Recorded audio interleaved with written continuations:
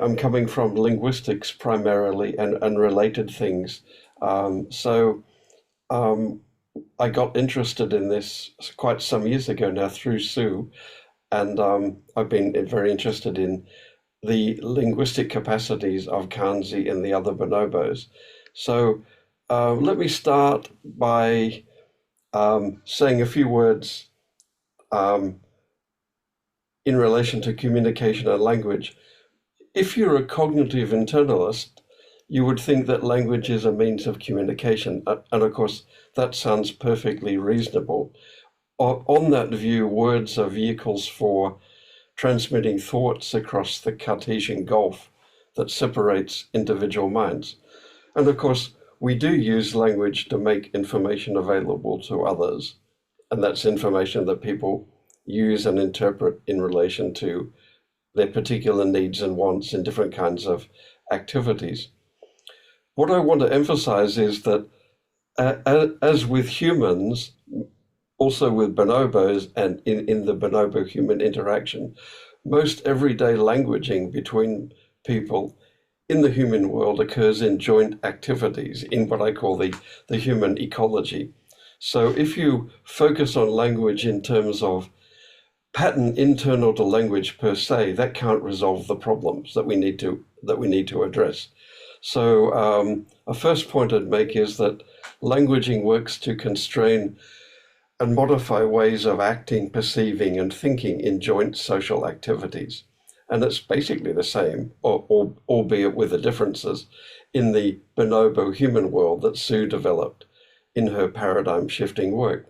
So vocalizing, written inscriptions, and lexicograms are, as I see it, external artifacts and resources that enable humans and bonobos in their joint activities to modify cognitive tasks and to reconfigure aspects of their worlds in relation to the activities that they're engaged in together. So, having said that, let me just first of all reflect on the animacy of the living body. Life, after all, is full of animacy, drama, and performance. And we have, I've got to somehow shift the thumbnails out the way.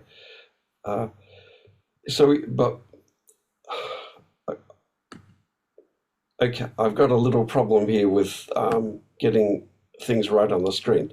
Okay, so but bodily displays, including, of course, things like facial displays, gesture, gaze, posture, and vocalizing indicate feelings, desires, intentions, and so on. And they're animate displays that attract the attention and participation of others in ways that affect the others. So in this particular little, if I can get juice. it. Yeah, here we are. Order you some juice. Oh, does Nathan want juice too? Okay. You do, Nathan? All right, there's a very short clip, which I got from Sue some time ago. Now, Nathan's performance, he is mouthing, Sue told me, he's mouthing yes, is obviously affecting Sue. She attends to him, attunes to the motives informing his performance, and responds accordingly. So, I mean, what I'm trying to get at here is that what we get is a co-construction of events and their anticipated futures in patterned inter-individual activity, which goes on very rapid timescales that mesh the perspectives, the motives, and so on of the individuals, bonobo and human, that are involved in this activity.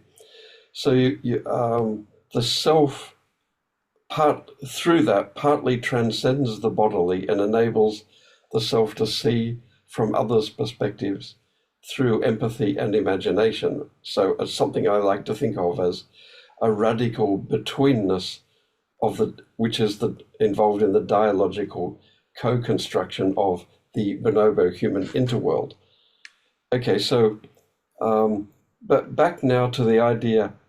Pardon me a moment. Go back there. Back to the idea of joint activity. Okay, and I draw on thinking in distributed cognition, where you think in terms of body-brain world transactional loops, rather than cognition going on inside an individual's head. On this view, the brain functions primarily as a control system for controlling the bodily actions of both bonobos and humans in relation to particular aspects of the world that they're engaging with. Terence Deacon has shown that the human brain, co-evolved in concert with humans' progressive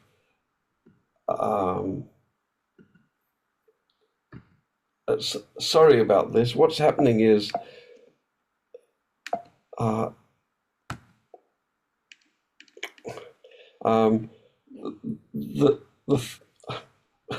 the thumbnails are getting in front of me and I can't see what I'm supposed to be looking at. Okay, so with humans progressive management, that is, of the increasingly complex ways in which their bodily abilities and capacities are co-articulated with the demands of culturally, historically constrained environmental tasks and structures. So rather than focusing on what is said per se, as if one could strip it all down to just language per se, what I would emphasize is on how Kanzi, together with his human partners, was able to manage the flow of their joint activities in order to make things happen. And that means examining Kanzi's vocalizing, lexigram use, and his attending to aspects of situations, his goals and wants in relation to his human companions, their interpretations of Kanzi's action, and of course other bonobos, but our interest is Kanzi, their interpretations of Kanzi's actions and utterances, their own actions and their own utterances in relation to what Kanzi says, does, and so on. Okay, so think about it like this.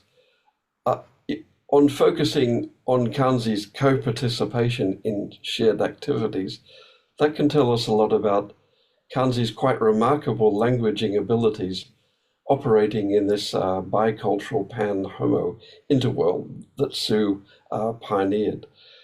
Consider, for example, the importance of, firstly, Kanzi exploits lexigrams in singular, not habitual ways, I would argue.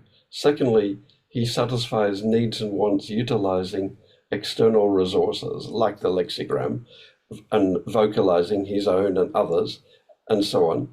And thirdly, his lexigram use is highly attuned to the asymmetries between himself and his human partners. For example, what he wants, his lexigram abilities, and his own understandings of his human partners. Well, I've looked at a lot of the video recordings, and that's what I find quite striking about the way Kanzi deals with these sorts of issues.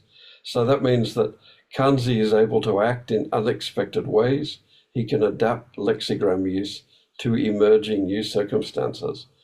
So external linguistic and other resources like the lexigram work in concert with bodily and brain dynamics to give Kanzi control over salient aspects of his experience in the flow of activity. So I'm not sure how the time is going to go here, but a little episode, I couldn't find the video for this, but it's one I'd already transcribed, so it looks a bit rough here. But what we have are three participants: Janine, who has phoned Sue, and Sue and Kanzi are together in the same room, okay, and the phones that I forget what you call it, but when the speaker phone's on, okay, and Janine says, Kanzi, I want to tell you something. Kanzi, I was going to come to see you. I'm going to bring a backpack with some surprises. Would you like some surprises? Can you tell me if you would like some surprises? Kanzi activates surprise on the lexigram. Sue says surprise, overlapping with Jean saying you would. And then Sue points to a bench top as Kanzi gets down onto the floor, and Sue says to Kanzi, Kanzi, come up here. Kanzi gets back on the bench top and takes the telephone to his ear to listen to Janine, who says, would you like any food? Tell me what food you'd like. Kanzi then touches the lexigram and goes food, then surprise. And Janine, laughing, says some food surprise. As Sue also says, food surprise in an excited, this is Sue, I mean, quite animated voice in the recording with rising, steeply rising intonation.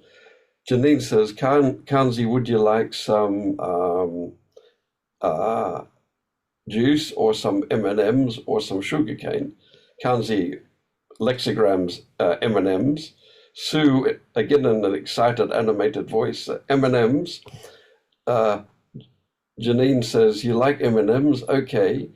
Kanzi, is there any other food you would like me to bring in the backpack? And Kanzi touches the lexigram for ball.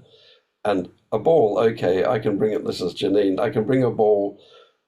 I'm going to bring them to see you. Okay, so that is just my working very roughly through that transcription. Now I've got to get onto the next slide. Good. Okay, so basically, I know I've only got 10 minutes, so I'm winding up now. Kanzi uses lexigrams in flexible, adaptive ways in order to, and I think that's one of the quite remarkable things, in order to operate on and change the social activity, and that little example illustrates that, in predictable ways in accordance with his own needs, wants, and goals.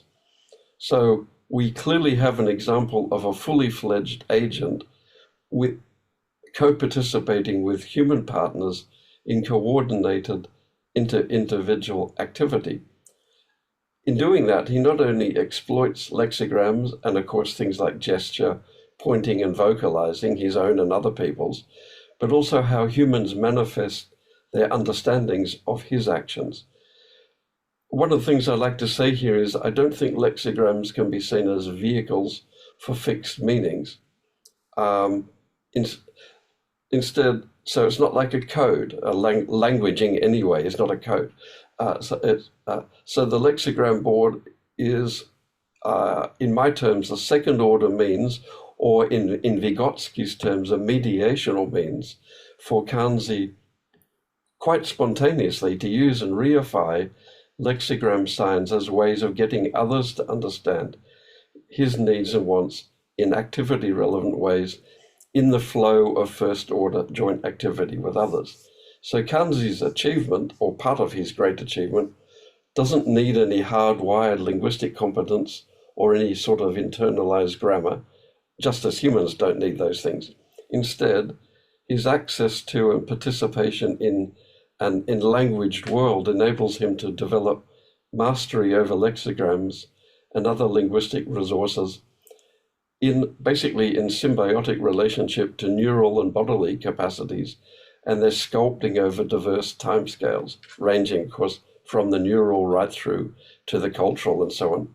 So rather than debate whether Kanzi has internalized this or that aspect of language, say syntax, semantics, etc., what we can see, I think, is he has developed an understanding of how languaging works fundamentally in joint activity with others to modify aspects of their world or his world in accordance with goals, needs, and wants. So I'll stop there. Okay. Thank you, Paul.